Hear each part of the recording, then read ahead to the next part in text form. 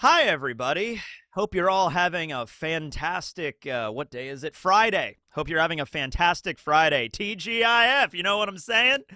Yeah, okay. Lord Emu is still here, still hanging out under my roof, using all my hot water, eating all my food. Woke up at 3:30 a.m. last night and just wiped out my entire fridge. I woke up to half a bottle of mustard this morning. That's all I had for breakfast.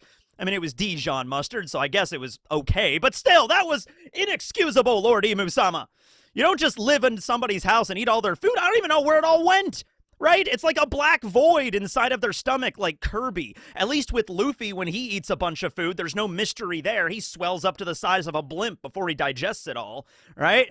I don't know. Never accept the Shadow Lord ruler of the entire planet into your home, right? Never open the door for them. It's just going to be inconvenient. It's like that old storybook, don't give a mouse a cookie, because eventually they take over the world or some shit like that. Anyway, what are we talking about today? Oh, yeah, okay. I know. Here's a video. Here's a video for you. All right. Do you guys care about Hajrudin? Hajrudin? Do you care about Loki's older brother? Okay. Raise your hand if you do. It's okay if you don't. I'm not raising my hand, right? Okay. So if you do, that's cool. He needs at least a little bit of a fan club, right? But, like, let's look at the scoreboard here, all right? We met Hajrudin first during Dressrosa, and he shows up at the Coliseum, and he's this big, intimidating, giant guy, except he's not really that intimidating because he got wiped out in the round there. I mean, granted, Luffy was in Block C, so, like, he didn't really have much of a shot, to be honest, but, like, yeah, I mean, he's like, I am a giant warrior of Elbaf, and I am here to claim the Mera Mera no Mi. And then he gets wiped out. And it's like, oh, okay, whatever. And then, shit hits the fan at Dressrosa with the birdcage and Doflamingo's crew and everything. And so Hajrudin, joins together with everybody and he fights back against the Doflamingo family. And he has a pitched battle with Machweiss. Machweiss, the most forgettable, least interesting member of Dofi's entire crew. The guy that, like, a lot of you are probably sitting there wondering, like, who was that guy again? Machweiss, who was that guy? He was the dude that had the ton fruit. He dressed like a biker. Yeah, that guy. Yeah, so Hajrudin beat that guy. Punched him really, really hard and kind of knocked him into the birdcage and knocked him out, and that was the end of that fight. Okay, and so he joins the Straw Hat Grand Fleet afterwards.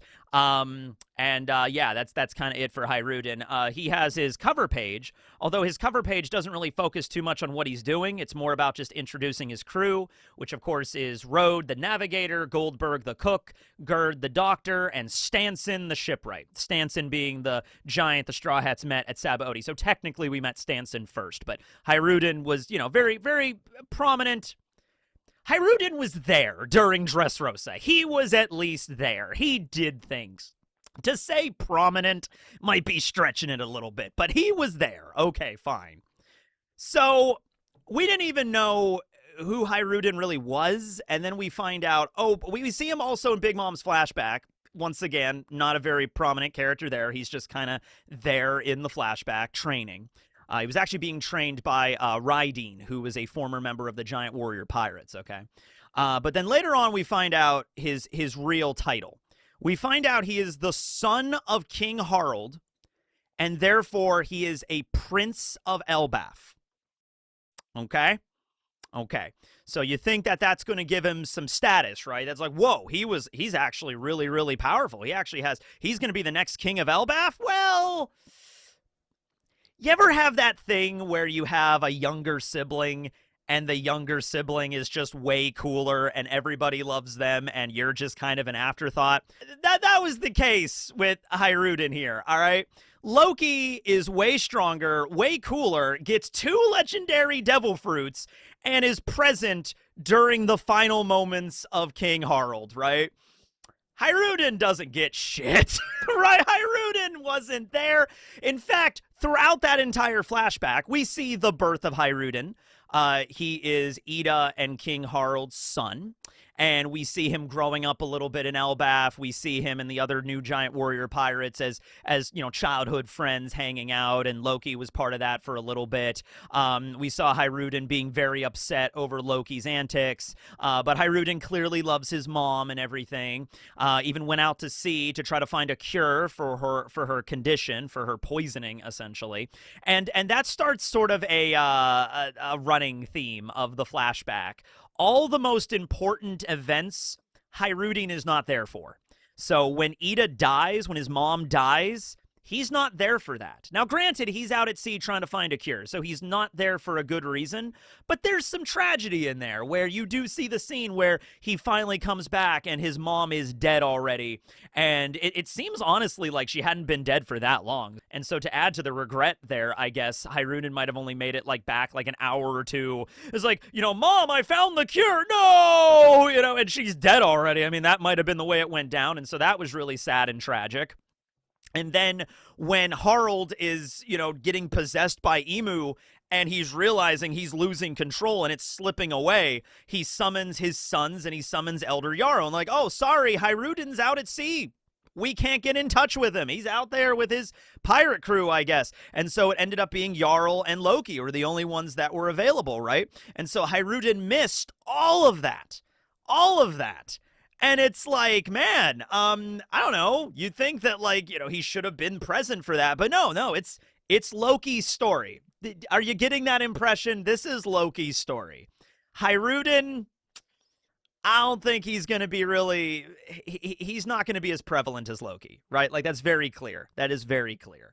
And it's a little bit, dude, even the last words that Harald speaks, his final heartfelt speech where, Loki decimates him with his legendary devil fruit and he regains his senses all but briefly to give these last words to his son Loki. And he tells him, Loki, you need to be the king of Elbaf. You need to lead the people, Loki. You need to tell people about what really happened here today. You need to tell them about what a fool of a king I've been. And when you burned down that alcohol village, you did it because you loved your mom, and that really touched me. Oh, by the way, please get along with your brother more. All right, I love you, son. Bye. The only thing he mentioned about Hajrudin was, Loki, you need to get along better with Hajrudin. All right, later. And then he dies. There's no, tell your brother I loved him. Tell your brother that me and Ida loved you both as our sons. Tell him, Loki, because he's not here for this. He doesn't say that shit. Now, I'm sure he did. I'm sure he did. But, it's one of those things where it's just yeah, Hajrudin gets back. Can you fucking imagine? He gets back from a journey at sea, and the people there are just oh, Prince Hajrudin or Hajrudin. I don't really know if they would have called him Prince given the, the situation of the political arrangements in Elbaf and the elders and everything. But oh, Mr. Hajrudin, yeah, so while you were gone, some shit went down up at the castle, right? Loki's not here anymore. He actually killed your father. And Hajrudin's like, what? What? What did I miss? It's a lot of things, Hajrudin. You missed a lot of fucking things, okay? So in the review, when we're talking about this, right, Hajrudin, they come out of the flashback, and Hajrudin's listening to Loki, and they have a moment where they're like, you know what, brother, I trust you. I forgive you, and I trust you now. And he actually puts out a hand to help Loki up, to help him stand up. And Loki even looks down at his hand afterwards oh, a nice firm handshake with my older brother. It was a moment of man, I guess my brother does care about me kind of situation, right? So something he's like, wow, that touched me a little bit, right? Okay, so Hajrudin has his crew, and they're all going up to the Sun Lair. Loki and Luffy stayed behind to go fight that revenant monster, the Draugr, really quick, but then they're going to head up after, right? So what I'm just basically saying here is, Hajrudin better have a good moment here going into this battle, right? Because up until this arc in Elbaf, we really haven't focused on the guy all that much. I mean, he's been there. He defeated a large dinosaur moose monster thing with Stanson. That was pretty cool and stuff.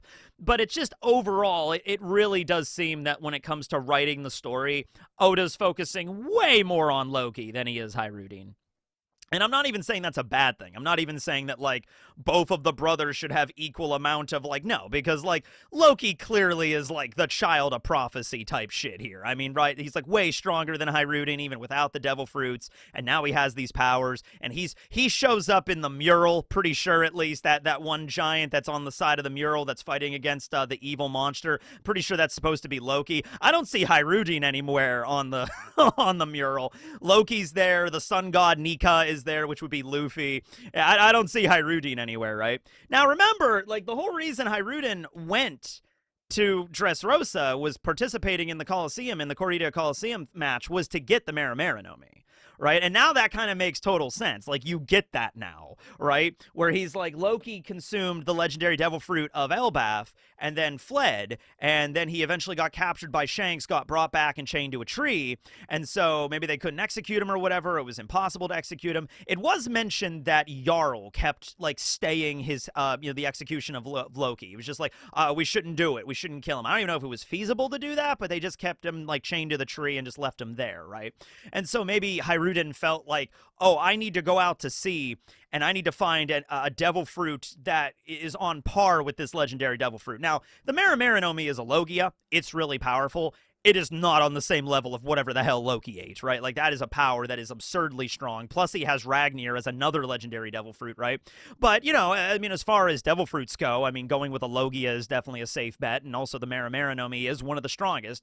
No, you know, arguments here. It's just that in terms of the level of what Loki ate, it's not even close, right? And so maybe, you know, Hajrudin was like, all right, well, my brother ate a really powerful devil fruit. I need to go eat a really powerful devil fruit, too. There's a big chip on Hajrudin's shoulders, too. I mean, he's got to live up to the legacy of his father, and it's sort of like he probably looks at it like, okay, I need to be the one to rectify what occurred with Loki, you know, because he's my little brother and he killed our father, and I need to be the one to take up responsibility now, and I need to be the one to not lord over all the giants, but to be the king of the giants. That is literally his dream. And we actually, that is the one thing during Elbaf that we kind of focus on Hajrudin in some significance. We learn about his dream, and his dream is to become king of the giants.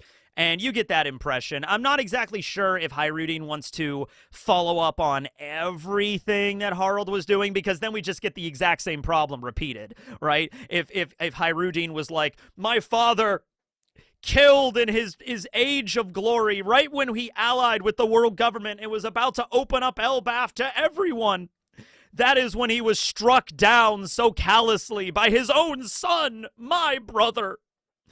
I will make sure to be the new king of Elbaf, and I will pick up right where Harald left off. It's like, oh, no. That's not a good idea. Now, obviously, Hajrudin knows about that information now through the flashback, and then Gabon is also there and everything like that. So, yeah, I don't think he would have been following up exactly what his father was doing. Because also keep in mind, I mean, he was out there being a pirate. Like, he wanted to revive the new giant warrior pirates. Isn't that interesting? Yeah, actually, now that you're thinking about it, because Harald's whole thing was, let's get away from the warfaring nature of old, like the giant warrior pirates. Let's move away from that. Meanwhile, his own son is out there forming the new giant warrior pirates. I don't think Hajrudin was forming the new giant warrior pirates to be peaceful. All right, I think he was trying to live up to the legacy of Dorian Bragi and starting it anew for the next generation. I think that's what he was trying to do. And we didn't really get a lot of scenes with that in the flashback. We didn't have a scene where Harald, you know, sat down with Hajrudin and talked to him, and Hajrudin was like, Dad, me and Stanson and Goldberg and some other kids from the village, we're going to start our own pirate crew. And Harald was like, I don't know about that, son. I mean, I'm trying to get us away from the ways of old. Yes, but father, we need to continue the rights and the traditions of the warriors of Elbaf. It's like, yes, but my son, Hajrudin, we need to move forward. There was none of that. That would have been kind of interesting for him to sit down and have that conversation. Look, upon rereading this flashback, I'm just going to... Harald wasn't the best dad. Harald was not the best dad, all right? There is a scene. And I read it the first time through, but reading through it again, oh, there's a very bad scene with Harald, okay? And it doesn't involve Hajrudin, because like I said, Hajrudin's mainly not around. But, you know that scene where Loki was trying to leave the island, and he basically jumped on a fishing vessel, right? And the fishing vessel like capsized, okay? And Loki almost drowned, and the fishermen did end up pulling him out, right? And so Loki's a child at this point, and then Ida and Harald are there to kind of like talk to the fishermen to kind of figure out what was going on, right? And so Loki is giving them attitude because, you know, he's Loki and he's a kid. And the fishermen basically look at Loki and say, this is right in front of Loki's parents. This is right in front of Ida and right in front of Harald. The fishermen basically say, we should have let you drown, Loki. We should have let you out there to die and drown. Ida gets pissed, rightfully so. That's not even her biological son, and she gets pissed at these fishermen for saying that. Harald is just in the background like, oh, okay, I'm sorry for Loki, guys. Just like, you want to speak up as the king and father of Loki, and when these fishermen just straight up said they wanted to leave your son to drown? You might want to speak up about that. I mean, as a father, maybe, more than anything, Harald. So, yeah, Harald, maybe not the best father in the books. He wasn't the worst one, trust me. There's shittier dads in One Piece, trust me. If I ever do that father tier list ranking, I think Harald's probably going to be, like, right in the middle. He's probably not going to be the best. He's not going to be the worst either, but yeah. So, yeah, Ida, though. Ida got pissed. Harald was in the back like, oh, gee, shucks, sorry, my son's causing trouble. It's just like, no. Anyway. So, yeah. There's no scenes with them, though. There's really not that many scenes. There's more scenes with Loki and Harald than with Harald and Hajrudin, okay? And so we just didn't get it as much. So, yeah, he out there starting the new Giant Warrior Pirates, and then Harald dies, and he continues with this endeavor, and eventually, you know, Stanson gets captured, and so the Straw Hats go free him at the Sabaody Archipelago, and he joins back up with everybody, and then we get to learn about them more throughout the course of you know, the Elbaf arc and stuff. We learn a little bit about Goldberg and his shield. Gerd was Big Mom's childhood friend, so we learn a little bit about her during that flashback. Road is a little bit of a creep, but, you know, I guess he did inadvertently kind of help Elbaf by taking in all of the Cypher Pull agents and trapping them in that city. So in a weird way, Road kind of helped, but also a lot of people died in there too. I don't think they were all government agents. I think some of them might have just been hapless fishermen that ended up there. And he was beaten up for his transgressions for sure. You know, Gerd beat the crap out of him, right? And so they're all going up in the lift, and they're all going to participate in this fight. So we are going to get a pretty epic scene, I think, of Hajrudin, Gerd, Stanson, Road, and Goldberg all fighting against the nightmare creatures, or probably the giant warrior pirates that have been transformed, have been Domi reversied. Like, the nightmare creatures, I feel like, are not going to be a really, like, a tense, you know, battle, just because, like, okay, they're big and they're scary, but at the end of the day, we've seen they can be taken care of relatively easy. Like, Dory and Bragi took care of a lot of them with no problems, right? So maybe to, like, start off the fight, they'll take out a few of them, but eventually it's going to come down to, like, Hajrudin and, let's say, Stanson versus Dory and Bragi. And then Gerd and Goldberg and Road fighting against some other members of the Giant Warrior Pirates that have been transformed. We already had a big-ass flashback. I'm not saying more flashbacks. Please, Oda, give us more flashbacks for Elbaf. But maybe for Hajrudin it's warranted, because that whole flashback was focused on Loki and Harald and Rox. It was not even close to being focused on Hajrudin. He was not the focus of that. So maybe now we can get, like, a chapter where maybe Hajrudin is fighting against Dory and Bragi, and he's remembering the parts of the flashback where he was out at sea. Why did he want to start the new Giant Warrior Pirates in that way? I mean, yeah, he was motivated, but, like, what really caused it? What was the thing that made him like, this is why I want to be king of the giants, right? We can assume it was because his father died, but was there anything more to it than that? Can we see the scene of Hajrudin after his father died? Maybe there's a scene where Hajrudin goes to visit Harald's grave. You know, because Harald would have had a grave. His dead body was on Elbaf. They would have buried him on Elbaf. So, and even Summers even mentioned that his grave was there, right? You know, that Harald's grave was there. So maybe we can have a flashback where Hajrudin goes and stands in front of Harald's grave, and we get a chapter or maybe a few pages of that, and we can, like, fill it out a little bit. Give us some pathos for Hajrudin, right? Something. I feel like the dude has to eat a devil fruit at some point. Like, come on, Hajrudin, you gotta have a devil fruit. It can't be the legendary devil fruit now, but it's gotta be something. It's not the Maramara no Mi, but something, man. Hell, you know, we have the Thousand Sunny with that Yuki no Mi still's probably on it. Pick one of you know, Nami's Mikons, and it's just like, oh hey, Yuki no Mi. Here you go, Hajrudin. Have the power of ice and snow, mostly snow. I used to think, still kind of like we could still do this. It's very possible that, okay, Loki is not going to be the king of Elbaf. I don't think Loki wants to be the king of Elbaf. Hajrudin would be a better king. Let's put it that way. Hajrudin would be a better king than Loki. If we're going to go with that logic, Hajrudin's going to lose an eye at some point during this battle. Just go with me here. He's going to lose an eye. And he's going to basically be Odin. You know, he is going to be the All-Father in the context of One Piece, right? So we have parallels to Loki, who is Loki, and also Loki and Thor kind of have the same character because his name is Loki, and he's a bit of a trickster, but he also wields the giant hammer named Ragnir. So I think Oda is putting, like, Thor and Loki into one character kind of thing from Norse mythology, right? And then we still have Odin, though, and I guess you could say Harald was Odin, but I'm not really seeing it. Odin traded his eye for wisdom.